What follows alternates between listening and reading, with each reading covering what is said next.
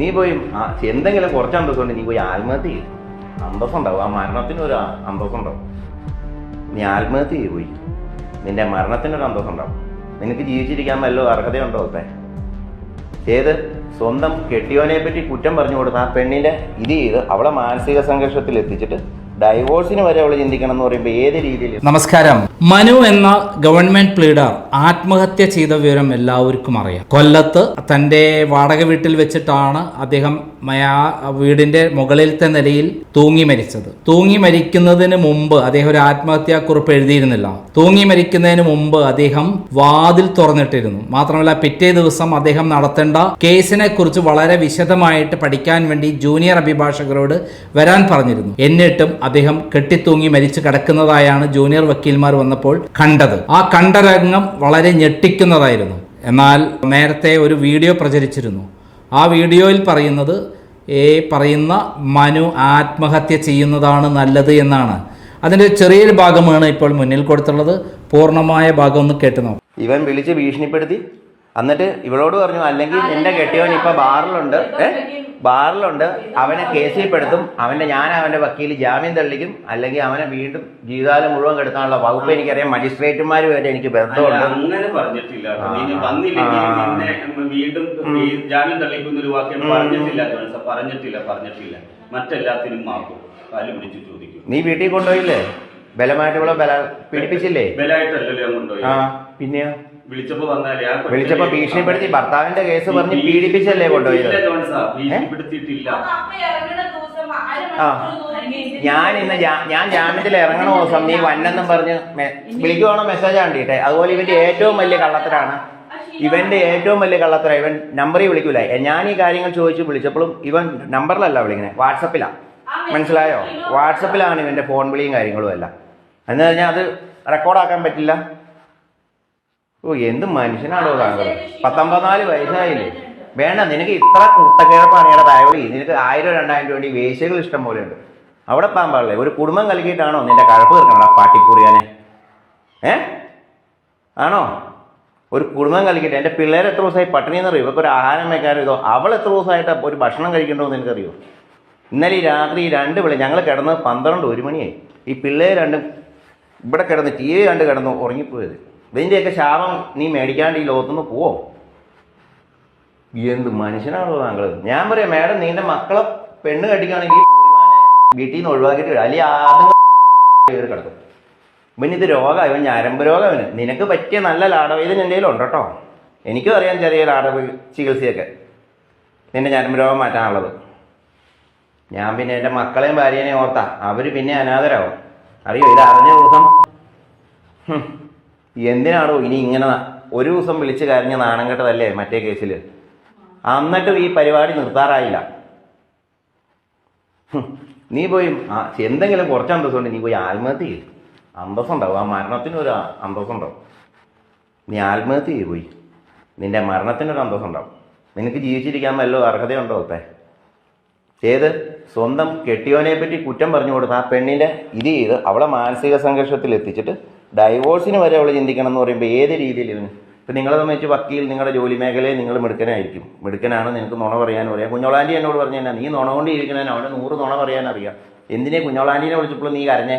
അതിൻ്റെ voice record കുഞ്ഞോളാൻറ്റിയുടെ ഉണ്ട്. കരഞ്ഞേച്ച് നീ എന്നാ പറഞ്ഞു? എൻ്റെ കുടുംബം കളയരുതെന്ന് കുഞ്ഞോളാൻറ്റി ഈ കേസിൽ വെച്ചപ്പോൾ.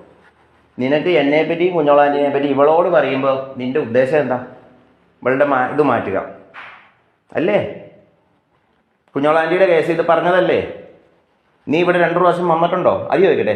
എൻ്റെ പിള്ളേരില്ലാത്ത സമയത്ത് ഉച്ച സമയം നോക്കി, അതും വിളിച്ചിട്ടല്ല അവനെ. ഞാൻ പുറത്തുണ്ട്, എനിക്ക് ഒപ്പം ഒരു ഡയറിയും കുറച്ച് പേപ്പറുമായിട്ട് വരും. കേട്ടല്ലോ, ഇതിൽ പറയുന്നത് കൃത്യമായി പറയുന്നത് ഈ പറയുന്ന മനു ആ ഒരു ലേഡി, അതായത് തൻ്റെ കേസിൽപ്പെട്ട താൻ നടത്തുന്ന കേസിലെ യുവതിയെ സ്വന്തം താമസിക്കുന്ന സ്ഥലത്തേക്ക് കൊണ്ടുപോയും അവരെ സെക്ഷലി ബന്ധപ്പെട്ടു എന്ന് തന്നെയാണ്. സ്വന്തം ഭർത്താവാണ് മനുവിനെയും അതേപോലെ തൻ്റെ സഹോദരിയെയും മനുവിൻ്റെ ഭാര്യയെയും ചോദ്യം ചെയ്യുന്നത്. ഈ ചോദ്യം ചെയ്യുന്ന കാര്യത്തിൽ വളരെ കർശനമായുള്ള നിലപാട് പറഞ്ഞുകൊണ്ട് അദ്ദേഹം പറയുന്നുണ്ട്, ആത്മഹത്യ ചെയ്യുന്നതാണ് നല്ലത്, ഇതിലും ഭേദം അതാണ് എന്ന് പറയുന്നുണ്ട്. ഇത് അനുസരിച്ചുകൊണ്ട് ഇതിൽ പ്രതിയായിട്ട് കൃത്യമായി ഈ സ്ത്രീയുടെ ഭർത്താവിനെ പോലീസ് അറസ്റ്റ് ചെയ്തിരിക്കുന്നു. പിറവത്ത് ഒളിവിൽ കഴിയായിരുന്ന ഭർത്താവിനെയാണ് ഇപ്പോൾ അറസ്റ്റ് ചെയ്തിരിക്കുന്നത്. വെസ്റ്റ് പോലീസ് കൊല്ലം നിന്ന് വന്ന പോലീസാണ് അറസ്റ്റ് ചെയ്തത്. അറസ്റ്റ് ചെയ്ത് ഇപ്പോൾ അദ്ദേഹത്തെ കൊല്ലത്തേക്ക് കൊണ്ടുപോയിരിക്കുകയാണ്. ആത്മഹത്യാ കുറ്റം അദ്ദേഹത്തിൻ്റെ തലയിൽ വെച്ചിരിക്കുകയാണ്. എന്നാൽ ഈ കൊല്ലപ്പെട്ട സ്ഥലത്ത് വാതിൽ തുറന്നു കിടന്നിരുന്നു. മാത്രമല്ല ചില ഫൂട്ടേജുകൾ അവിടെ ഉണ്ടായിരുന്നു, കാൽപാദങ്ങൾ ഉണ്ടായിരുന്നു. ഇതിന് പോലീസ് നായ വരികയോ അല്ലെങ്കിൽ ഇതൊരു കൊലപാതകമാണെന്ന് എന്തെങ്കിലും തരത്തിൽ അന്വേഷിക്കുകയോ ഒന്നും ചെയ്തിട്ടില്ല.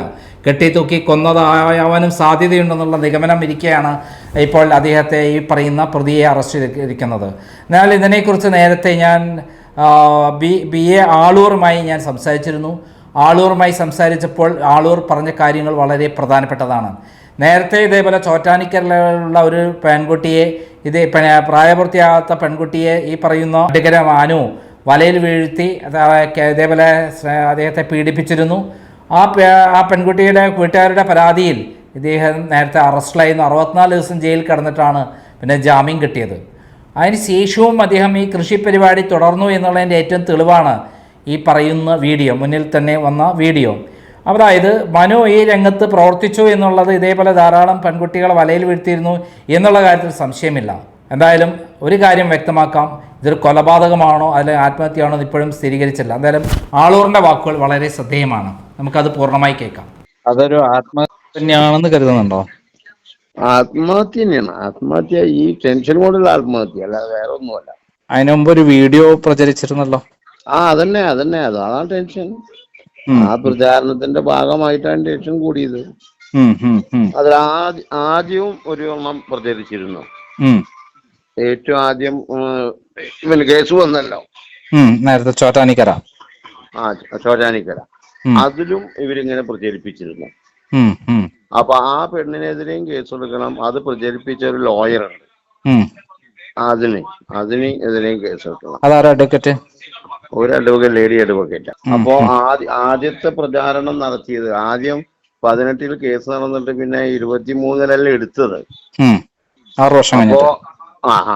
അപ്പോ ആ കേസിന്റെ കാര്യങ്ങൾ എടുക്കാത്തത് കൊണ്ടാണ് അവര് വളരെ ബുദ്ധി ഉപയോഗിച്ച് ഷൂട്ട് ചെയ്ത് അത് കൊണ്ടുവന്നത്. അങ്ങനെ കൊണ്ടുവന്നപ്പോഴാണല്ലോ പിന്നെ കേസായത്.